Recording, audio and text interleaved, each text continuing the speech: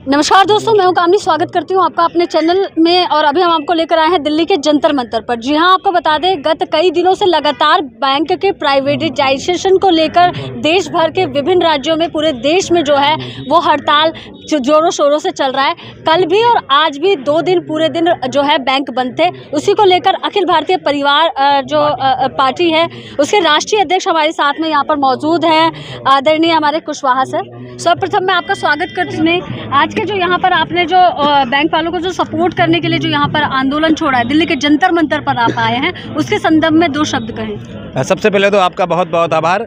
आप लोगों को देखकर ही हमारा हौसला बढ़ता है। आप लोगों को देखकर लगता है कि राष्ट्रीय स्तर की जो मीडिया है वो किस तरह से, आप जानते हैं, बयास्ड है, वो पूरी तरह से सरकार के कब्जे में है। लेकिन आप जैसे लोगों को देखकर लगता है कि हाँ, अभी देश में लोकतंत्र जिंदा है। और बैंकिंग सेक्टर का जैसे आपने बात की कि हाँ, प्राइवेटाइजेशन बढ़ रहा है। और ये बैंक प्राइवेटाइजेशन क्यों किए जा रहे हैं, सवाल तो नरेंद्र मोदी जी से होना चाहिए।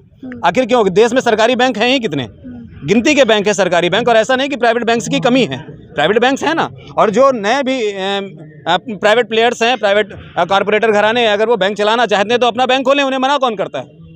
ये प्राइवेट बैंक सिर्फ इसलिए। क्या नुकसान है अगर प्राइवेटाइजेशन हो जाती है? तो उससे क्या नुकसान है? हमारे देश में लगभग 6 लाख गाँव हैं।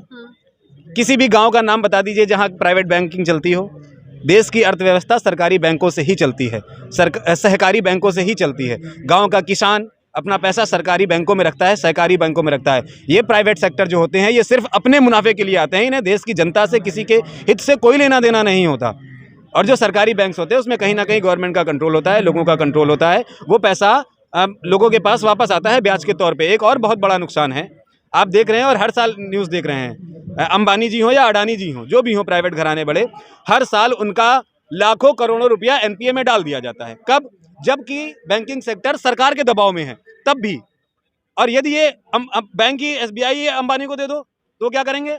वो तो उनको अपनी ही कंपनी को लोन देना है, अपनी ही कंपनी शुरू करनी है, जनता से पैसा लेना है, प्रॉफिट कमाना है और जनता को चूसना है। क्या लगता है आपको, वर्तमान की सत्ताधारी सरकार आपकी मांगों को, जो आप मांग कर रहे हैं यहाँ पर दिल्ली के जंतर मंतर से, उनको सुनेगी? मोदी जी भी सुनेंगे। और मोदी जी के भी अगर ऊपर कोई उनका, जिनकी दलाली करते हैं मोदी जी, उनके बापों को भी सुनना पड़ेगा हमारी बात। कैसे सुनेंगे वो 1 साल में किसान ने दिखा दिया है।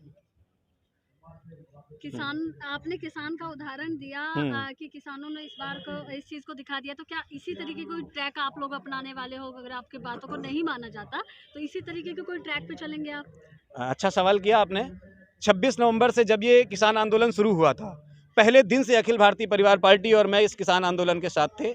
जिस दिन आंदोलन ये शुरू हुआ था टिकरी बॉर्डर पे, वहाँ मेडिकल कैंप लगाया हम लोगों ने, सिंगू बॉर्डर पे। और जहाँ भी टिकरी बॉर्डर हो या गाजीपुर बॉर्डर हो या सिंगू बॉर्डर हो, हर जगह हमने मेडिकल कैंप लगाया। किसानों को कोई भी तकलीफ होती थी उनको मुफ्त दवा दी जाती थी।